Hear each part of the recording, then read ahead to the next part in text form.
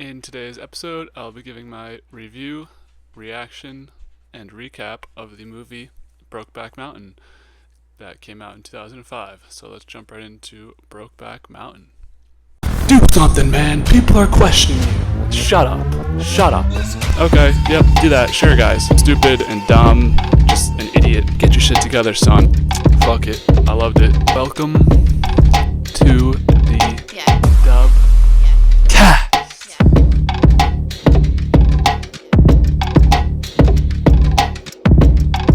I'll give a little disclaimer at the beginning of this video. I watched this movie probably a couple weeks ago, so this may be on the shorter side of the review. May not have as deep an analysis as I would for something I watched pretty recently. But that being said, let's jump right in. So, as previously mentioned, Brokeback Mountain released in December 9th to be specific, of 2005. The genre was a neo-western romantic drama. The genre, not drama. The runtime was 2 hours and 14 minutes. The budget was $14 million. The director was Ang Lee, sorry if I mispronounced that, who also made or directed Life of Pi, which I saw and was also another good movie that I liked. So, the stars of this film were Heath Ledger and Jake Gyllenhaal. They also list Linda Cardellini,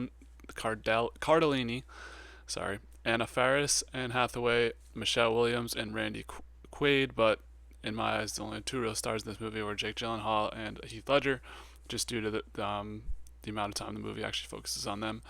So, as usual, I will do my non-spoiler review, give a brief plot synopsis, give my overarching review, and then we'll get into the spoilers and my thoughts and reactions throughout the film.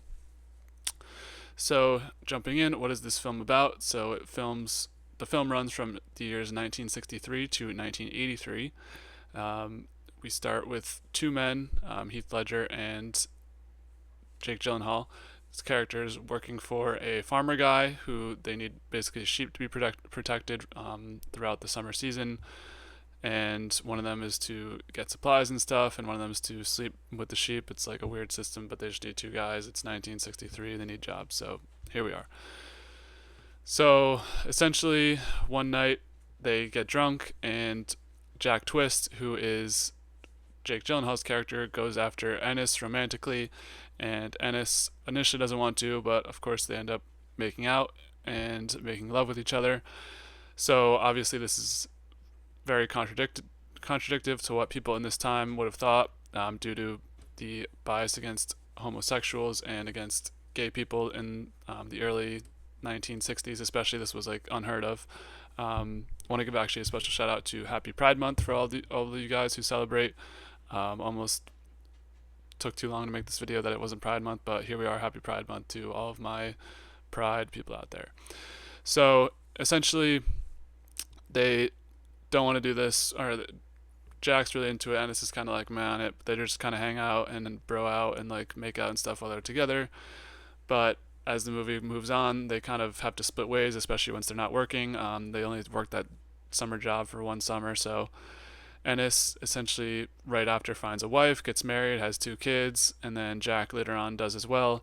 So moving down the road, they only get to see each other about once a year. What will happen, for those of you who haven't seen? So what do you think happens? I guess you'll have to watch to find out. So my overarching review of this movie was actually very positive. I actually really enjoyed this movie. I thought it was going to be a tropey movie. You hear the jokes about Brokeback Mountain and how it's gay or whatever, but I liked it. I thought it was a really good movie and actually a really good complicated love story. I found it pretty compelling. The love story and just the plot, concept of the plot, I thought was really interesting. I loved the Wyoming scenics and the music throughout. They gave really good background shots, really good. It was a really good set, really good scenes, just of the wilderness and stuff. I thought Heath and Jake did a great job in this film. I thought new layers were added to the conflict as this movie went along. Every time something would ramp up or make it more and more intense. So I really appreciated that as we got to the climax of the movie. As I mentioned before, it was pretty interesting to see the concept of being gay in the 1960s and 70s. I feel like not a lot of film has gone over that, at least that I've seen. So this was an interesting watch for me, watching that play out through these 2 hours and 15 minutes, basically. and I haven't even seen a movie about a gay couple, I'm pretty sure, like this, so definitely something different for me, but did not hate it. So one thing I'll say is I thought there were some slower parts, but I felt like they were all relevant. So my score, where I land on this, I gave it an 8.2. I think this is going to be the second highest movie in the Dubcast realm of movies.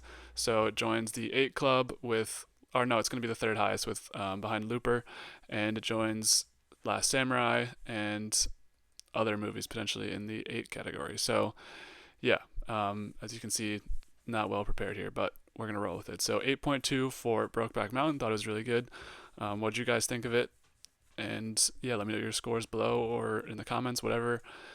With that being said, that will cap off our non-spoiler section slash review. So let's jump into the spoilers. And if you haven't seen it, obviously click off now, watch it, come back to this review, or if you just want to hear my thoughts and aren't ever gonna watch it, let's jump in.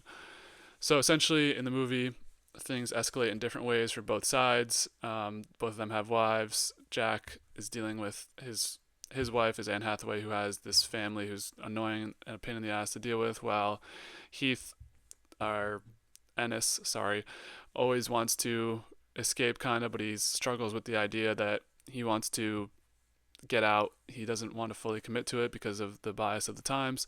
So both sides heat up in different ways, and it's interesting to watch, as I mentioned before.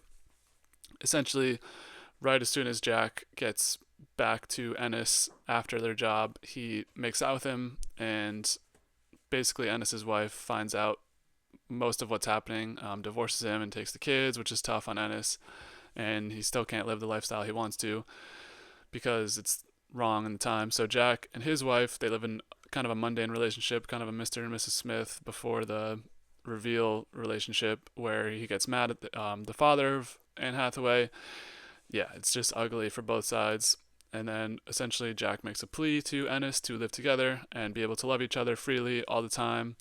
And Ennis is kind of rigid on it. He doesn't want to do it because it's frowned upon in society. He had an experience where he grew up with people and they were killed in front of him for being gay. So as this final plea kind of falls through, we get a phone call from Jack, or from Anne Hathaway to Ennis, or Ennis tries to call Jack, but they find out that Jack has actually died, quote unquote, changing a tire, where Ennis thinks that he was killed, but we don't really know. I'm assuming he actually just got killed by a tire, but I don't know. So Ennis visits the house where Jack grew up in, smells his jacket, gets really sad, memorializes him, while his parents kind of hint that he was gay this whole time, and that's how we end off the movie. So with that being said, let's jump into my thoughts and reactions. So right off the jump, I thought the movie, the scenes and the scenics, as I like to say on this channel, really nice to start. We get the nice plains and whatever.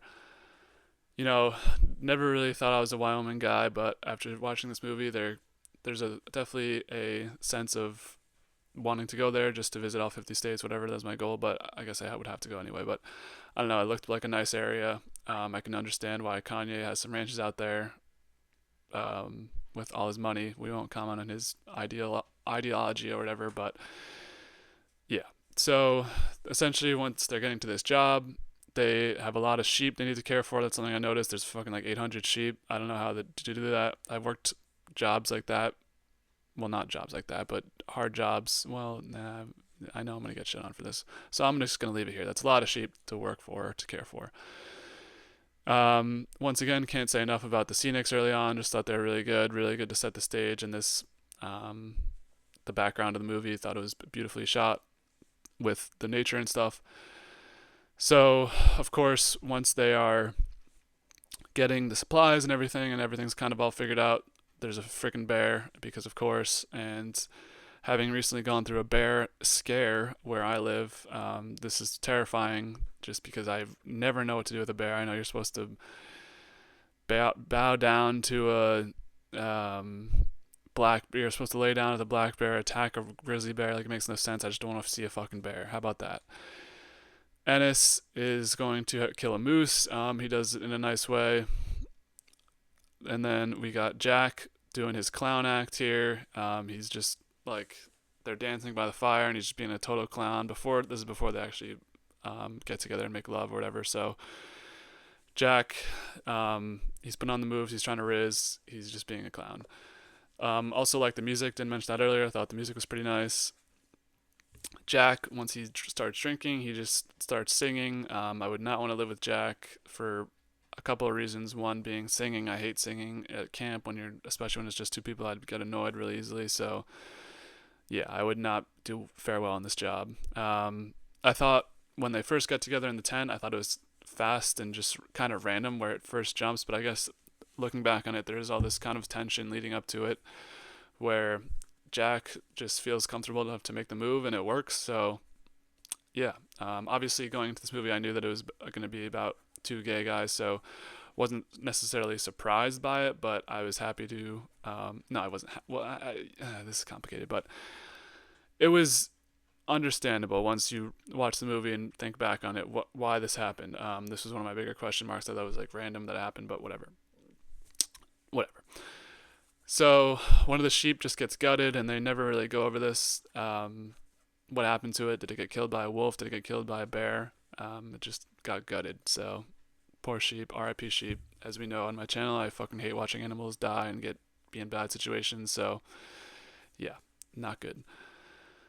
So when the other sheep get mixed in on this other groups thing, it's a tough situation because they got to separate them all out. Looks like a pain in the ass. This job's really not great, so it makes sense why they need to release some of the stress into each other. And yeah, just would not want to do this job once again. Camping overnight, I don't know, couldn't be me.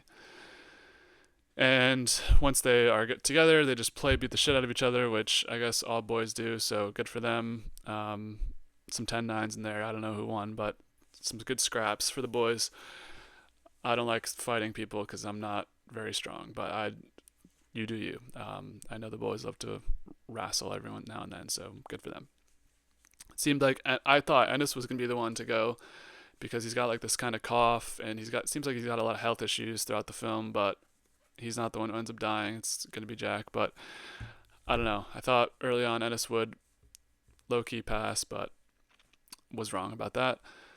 So my complaint to Ennis is if you're going to give up this relationship with Jack, your lifelong partner, your partner in crime, someone who's perfect for you, I get it. It's not accepted by society, but couldn't you have found a better wife? You're Heath Ledger in 2005, man. I think you could find somebody better. Just personally, I did not love the choice here. Maybe it was just an actor thing, but I don't know. He could have done better, bro. Especially if you're passing up in this easy relationship with Jack. I don't know. But you do you. You know, looks aren't everything. But she's also kind of a bitch, so I don't know, man.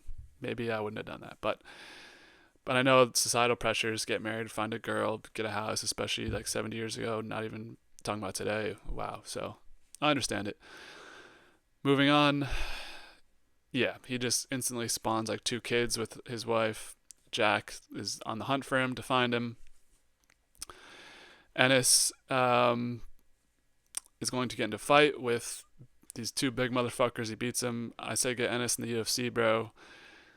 He can make a title run, bro. This was some crazy shit. He beat up some big guys. Light heavyweight, I'm seeing. I don't know.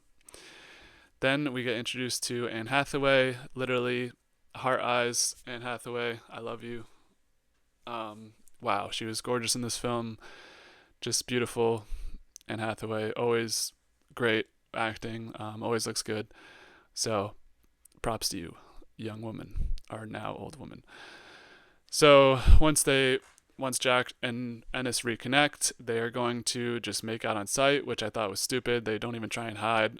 She just sees out the window. This was their one fatal flaw. They just didn't think about anyone looking out the window. Come on, like at least wait till you're in private or you're on your little camping trip. Stupid. The wife kind of just sits on this for like another hour of the movie, so I don't know what the plan was there, but just dumb. So, well, she does end up hiding letters from Jack to Ennis, which is sad because we want to see their relationship develop, but it's not going to happen. She's going to hide those letters, which is another reason why I didn't like her character. It's probably my least favorite character in this movie just because she was boring and yeah. So when Ennis gives the speech, he has to take care of his kids. Okay. When Ennis has to basically leave the trip to take care of his kids. Jack's like, why? You gotta understand, this man's got kids now. He may love you, but he's got kids he's gotta take care of. He can't just live out fucking Brokeback Mountain for the rest of his life. I was on Team Ennis here. Yeah, I don't. Obviously, Jack's very emotional. He wants this thing to work, but it's just not gonna work, buddy. I'm sorry. Um, yeah, just well, this isn't even the peak of it. So moving back to the Jack Twist household, Anne Hathaway's dad just sucks. He's just trying to like emasculate Jack at the Thanksgiving, turning on the football game at the dinner. This is maybe like 1970 something by this point. Come on, turn off the TV. We do that in 2024, man. Come on, let's keep it respectful. Have a nice family dinner. You can sit down for fucking 15 minutes without seeing the Packers score, or maybe eat dinner before the game or halftime. Let's think it through here. Come on. I mean, the kid, you got to teach the kid a lesson. You can't let the kid walk all over you. So I respect Jack for being a dick to Anne's dad because he sucked. And he did a couple other things throughout the movie that was just not good. So fuck him. Good job, Jack Twist. And yeah, good job standing up for yourself. So now we get to Ennis's house where everything just goes haywire. The divorce happens. She abandons him. He's down bad. He's in the trenches, man. Sorry for you, Ennis, but he moves on to a more attractive girl, and maybe she's nicer to him. So I don't know. Didn't really love the wife, as I mentioned before, but this girl, we got some potential. His new girl. He doesn't run back to Jack Twist. He runs into Hopper. I thought they were gonna maybe get it on, honestly, but they didn't. But what up, Hopper? Nice to see you in 2005. Always like seeing actors that I know from stuff popping up. So respect to David Harbour for being in this movie for like 10 minutes. So once Jack makes his final plea to Ennis and it's just not going to work out, obviously it's heartbreaking. Obviously just a sad love story. Wow, yeah, emotional. I didn't cry for the record, but just an emotional movie to watch the end of it, especially because it doesn't end pleasantly at all. In the sense of what you'd expect for like a movie like this, you'd think they'd get together or do something, but that's just the reality of the times. They couldn't do it, and it was just sad to see. So once Jack is confirmed dead, I was really confused at the scene of him getting the shit beat out of him, but maybe I was just slightly not paying attention. I don't know, but I don't know. It seemed weird to me. I was like, what happened? So I looked it up. There's like a Brokeback Mountain fandom website wiki, and they were like, he didn't actually die by that. So I'm going to go with that. But it's kind of a weird visualization to not even disprove, but regardless, we move on. So it turns out at the end, Ennis loved him just as much as after all, after smelling his old jacket. He sits with him in spirit for a while. So overall, just a sad love story. Honestly, not really a love story guy, not really a movie like this kind of guy, but I appreciated it. I didn't really think I'd like Westerns, but I'm maybe going to dive into more of them because I like this movie. So as always, leave your comments below. What did you guys think of this movie? Am I too high on it? I know I have one friend who thinks that, but another friend said it was even better than I said. So yeah, sorry for the delayed review. I know I kept saying at the end of all the podcasts that I'd be reviewing this soon. Just have been lazy and also was waiting for my other movie squad members to finish watching it. So that's on me, guys. Take one for the team. I'll be better next time. That's why my analysis is a little shallow too. So coming up, this is going to be coming out on Thursday. Should have already done Acolyte a day or two before. And then Friday we'll have UFC 303. And then after that, it may be a new season for Dubcast. We may have a new type of show, but we'll see about all that. Thank you guys for everything as usual. The videos have been doing really, really well. Even the House of Dragon has done well recently in the past day or so when I'm recording this. So love you guys are giving me. I know we're going to make it. I know we're going to have more podcasts. We're going to get this better and better, brick by brick. So to all you Dubcast supporters, appreciate you. Love you. Subscribe, like, comment. Want to interact with you guys more. So yeah, I'll give it the old keep it easy.